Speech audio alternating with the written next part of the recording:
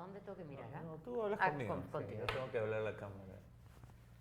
Amigos y amigas del Arriero, estamos para una nueva conversación. Esta vez vamos a hablar sobre una exposición, sobre una muestra, yo diría que una de las más importantes del año, si no la más importante, que se está presentando en el Museo de Arte de Lima.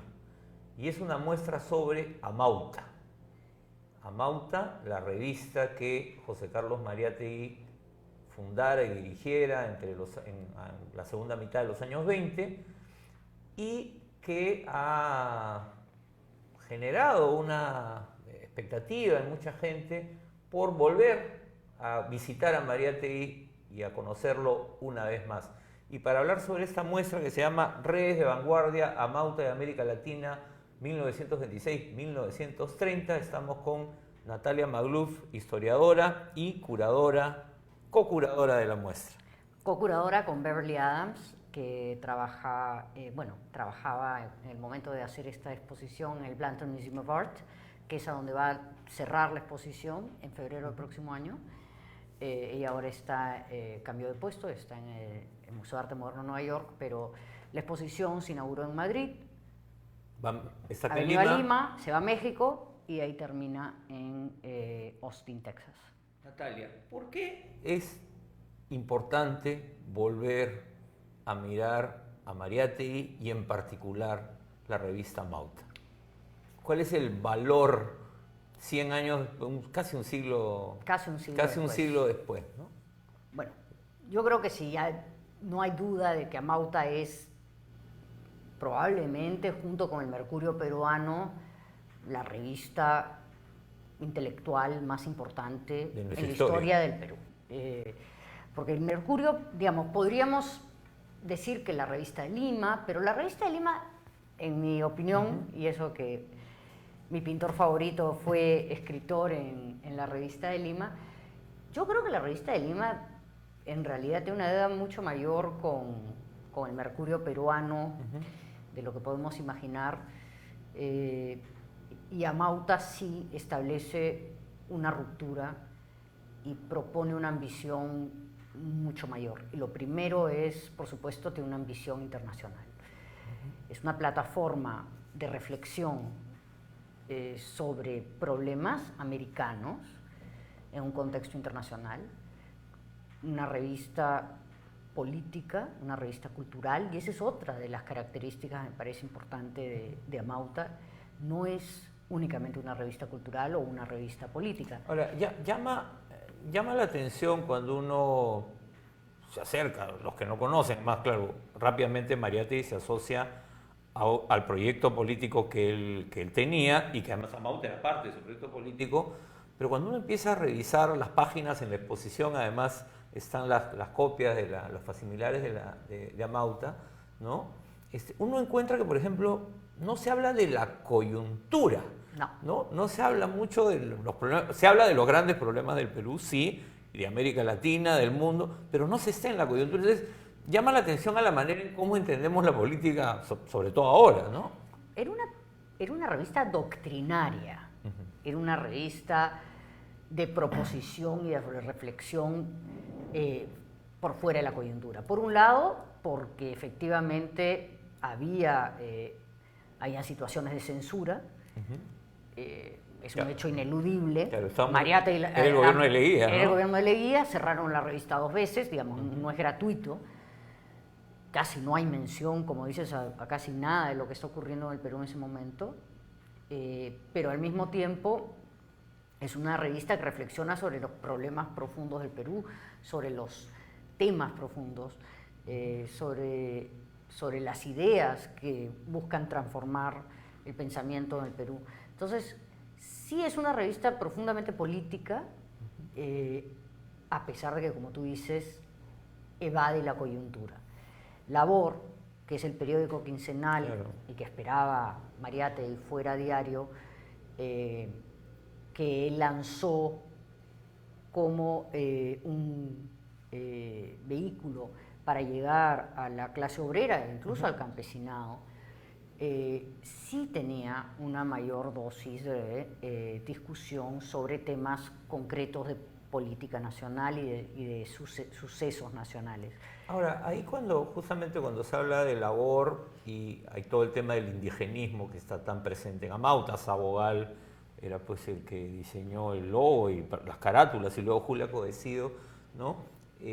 Justamente en uno de los textos está esta idea de que si bien el indigenismo estaba muy presente, el indigenismo en términos de las imágenes que construían, estaba muy presente en Amauta, cuando en labor tiene que hablar de la huelga de Morococha, no aparecen las imágenes de los indigenistas porque los indigenistas nuestros no estaban en esa coyuntura, digamos, y tiene que apelar, cuéntanos a quiénes tiene que apelar. A Diego Rivera y al arte mural mexicano. Claro, a México. Porque esos murales aludían a procesos históricos, aludían a luchas sociales, aludían obviamente a la revolución, cosas que en el Perú no se habían dado desde la pintura. Pero el indigenismo en ese momento, y no hay que olvidarlo, era una propuesta radical. Claro. Desde el presente podemos mirar hacia atrás y cuestionar muchas cosas. Porque se ha dicho mucho sobre el indigenismo y después hubo una crítica feroz en los años 40 y hacia adelante. Es como que el indigenismo era una postal casi bucólica de los Andes, ¿no? Bueno, y lo que yo siempre digo es, hay que ver la pintura de Sabogal entre 1919 y 1923 y la pintura de Sabogal entre 1924 y 1925. El Perú celebró el primer centenario de la independencia con un discurso totalmente hispanista. Y las imágenes predominantes en Lima, sobre todo en el momento del Bicentenario, eran tapadas, majas incluso, claro. Arquitectura colonial. Es el momento de la invención del neocolonial. Digamos que la mirada estaba puesta en el lado hispanista de la identidad peruana. Es a mediados de los 20, precisamente a partir de un viaje de Sabogal al sur andino con Camilo Blas, su reencuentro con figuras como Luis Valcárcel y otros intelectuales cusqueños que habían empezado a surgir de manera más agresiva, con un discurso regionalista y a la vez indigenista, que se funden, digamos, el movimiento intelectual regional con el movimiento intelectual de Lima, y se genera esta nueva recomposición del imaginario nacional que fue muy radical. Las primeras imágenes de Chambi, de tipos indígenas que empiezan a aparecer regularmente en la prensa limeña, es en el año 24. Porque eran imágenes que simplemente no existían, ¿no? Si uno va a ver las revistas, en fin, los documentos de la época, no había, no existía, al indio no se le veía, no se le miraba, no se le representaba, ¿no? En realidad, digamos, hay una historia que podemos discutir, hay momentos, o sea, en que la imagen o la figura del indio aparece con mayor fuerza que en otras, pero efectivamente en los años 20 se inicia con una postura hispanista y, como tú dices, casi no había una representación de lo indígena ni en las revistas, casi nada en la literatura y muy poco también en el discurso político, hasta que empieza a emerger con fuerza. Y Amauta ingresa al debate con una posición indigenista muy clara. Y eso es parte de lo que define la revista. La revista se va a definir en torno al indigenismo y en torno al socialismo como dos ejes claves de su identidad. Ahora, tú has señalado algo hace un momento al hablar de este viaje de Sabogal y de Camilo Blas a Cusco. Has hablado del viaje. Y esta es una generación que viajaba, se encontraba y se retroalimentaba. O los hacían viajar. O tenían que viajar porque los deportaban formalmente o los sacaban del Perú para que no fueran incómodos, pero que además es un rasgo común a esa generación ya a nivel continental. Efectivamente... Que eso crea la red, digamos. Ha habido varios investigadores que en las últimas décadas han estado siguiéndole el rastro a estos viajes y a estos éxodos regionales, a los vínculos que se establecen a partir de la reforma universitaria de fines de la década del 10 por toda la región. Yo entrevisté a Martín Vergel sobre los Exacto, viajes. Martín ahora va a presentar un libro en la Feria del Libro y efectivamente es un momento en que América Latina se piensa como una región integrada, que quiere pensarse como una región integrada. Por eso también la perspectiva de la exposición, que lo que busca es mostrar cómo se construye esa imagen de la región desde la revista Mauta. Y hay que decirlo también, en sus inicios, casi que podríamos decir que Mauta es una revista prista. Claro, la idea de la Alianza Popular Revolucionaria Americana, ¿no? Antes de la fundación del partido, claro, digamos, incluso antes de la formación de la Alianza Popular Revolucionaria Americana, pero es un proyecto que surge en estrecha vinculación con los intelectuales cercanos a Víctor Raúl Haya de la Torre, y es gracias al exilio de esos intelectuales y su trabajo, ¿no?, la verdad, increíble, de formación de células en Buenos Aires, La Habana, México, París y México, claro, que se genera una red de intercambio muy intensa, que en realidad es la red sobre la cual construye Mariátegui sus propias conexiones y sus propias relaciones. Claro, ahora ahí hay este interés político, que es claro, todos estaban primero haciendo política universitaria y después, bueno, derivan a otros proyectos, pero a la vez hay esta dimensión cultural, que Mariátegui la tiene, no sé, la llevaba en la sangre, ¿no? Uno sentía en sus textos, y cuando uno ve la exposición, ¿no? Ya todo el mundo tiene que ir a verla, es la quinta vez que digo esto, creo, en menos de 2 semanas, ¿no? Uno ve la variedad, o sea, no ves un solo tipo de arte. No. ¿No? Bueno, una de las cosas que a mí fue muy interesante, por ejemplo, la reacción de Mario Vargas Llosa a la exposición cuando la visitó en Madrid, su casi asombro ante el cosmopolitismo y la apertura y la visión de Mariátegui, un Mariátegui que evidentemente no conocía realmente. Y creo que lo que hemos visto, sobre todo en el último medio siglo, es una caricaturización no solo de José Carlos Mariátegui, sino de la izquierda en general, ¿no? Porque además ha puesto mucho énfasis en otra dimensión de Mariátegui, que era esta idea de peronicemos el Perú, y hay que buscar las raíces, y hay que construir un Perú nuevo, en fin, pero la otra dimensión era clave para eso que él quería. Había que hacerlo dentro de una perspectiva actualizada, cosmopolita. No era un proyecto provinciano, no era un proyecto insular, cerrado sobre sí mismo, era un proyecto de enorme curiosidad intelectual, de apertura total a lo nuevo, de diálogo.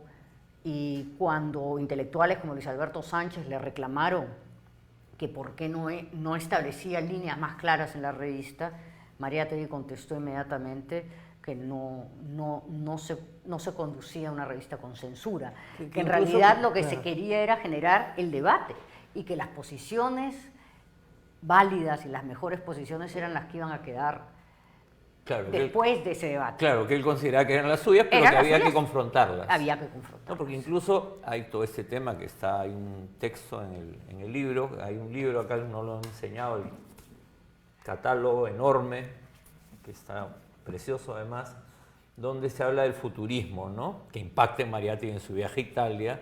Pero claro, él critica a Marinetti, pero publica también a Marinetti, y César Moro, que es otro personaje también de aquella época, se escandaliza por esa publicación. Lo que pasa desde otro extremo, digamos, no, claro, no estoy pensando en Sánchez, sino desde otro extremo. Es que yo creo que una de las cosas fascinantes de Amauta es que realmente buscó crear una plataforma que sirviera a dos propósitos, como una especie de bisagra que traía el mundo al Perú y llevaba el Perú al mundo. Y hay ese permanente ida y vuelta, y hay cosas que pueden resultar interesantes del futurismo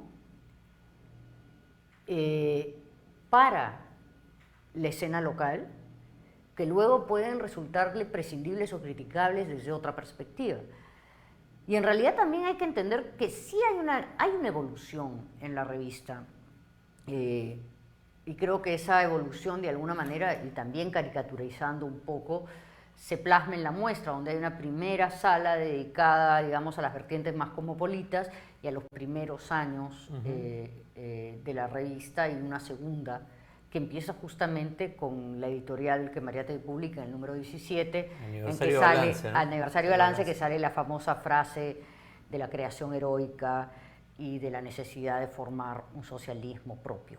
Ahora, pero no se veía que eso iba a llevar a que Mariátegui luego se convirtiera en lo que quiso convertir Rabines, digamos, su revista en los 2 últimos números, ¿no? No, uno ve los últimos números de la revista y realmente... Parecen otra revista, ¿no? Es para llorar. Lo que pasa es que también Rabines y otros políticos de los años 20 veían con cierto menosprecio la cultura. Y pensaban que era un, digamos, juego, que había que jugar ese juego, pero que en realidad no era el juego importante. Que el mismo ahí en la Torre, era como que Mariátegui hacía eso, pero como que eso era secundario. Había una abierta disposición antiintelectual en muchos de ellos. Mariátegui sí fue la figura que más claramente defendió. Y es más, cuando uno piensa, o sea, ¿qué hubiera pasado con Mariátegui? Es difícil decirlo, claro. Pero una de las cosas claras es que cuando él muere estaba a 2 meses apenas de salir del Perú, porque había visto que ya era imposible trabajar en el Perú. Y haber sido derrotado políticamente, sus delegados, digamos. Exacto. ¿No? Entonces su opción fue entregarle el partido, dejar el partido y ocuparse de la revista y sacarla desde Buenos Aires. Ese era su propósito. Ahora, yendo hacia atrás... Es decir, opta por un proyecto que es ante todo un proyecto cultural, digamos. Ahora, ¿cuán importante fue el viaje a Italia, bueno, Europa y Alemania además, ¿no? Que quizás siempre se ha mirado más el viaje a Italia, bueno, además por los vínculos, porque se casa ahí, ¿no? Pero también el viaje a Alemania, yo nunca había mirado tanto el tema del viaje a Alemania. Bueno, Estuardo Núñez impacto, ¿no? Tiene un texto importante sobre Mariátegui en Alemania, pero creo que el viaje es fundamental. Hay un antes y un después de ese viaje, sobre todo en relación a las artes plásticas. Y es que es el tema, claro. No, porque venimos hablando de política y cultura en general, pero en realidad el eje de la exposición son las artes plásticas.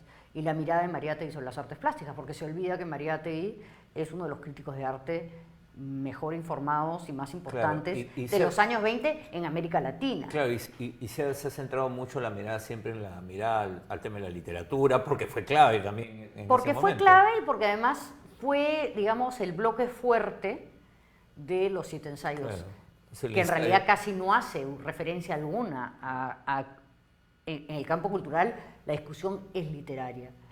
Pero Mariátegui, cuando se va del Perú, no tenía casi contacto con el tema cultural. Y es a raíz de su amistad con Emilio Petoruti en Italia, argentino, ¿no? El pintor argentino, que él logra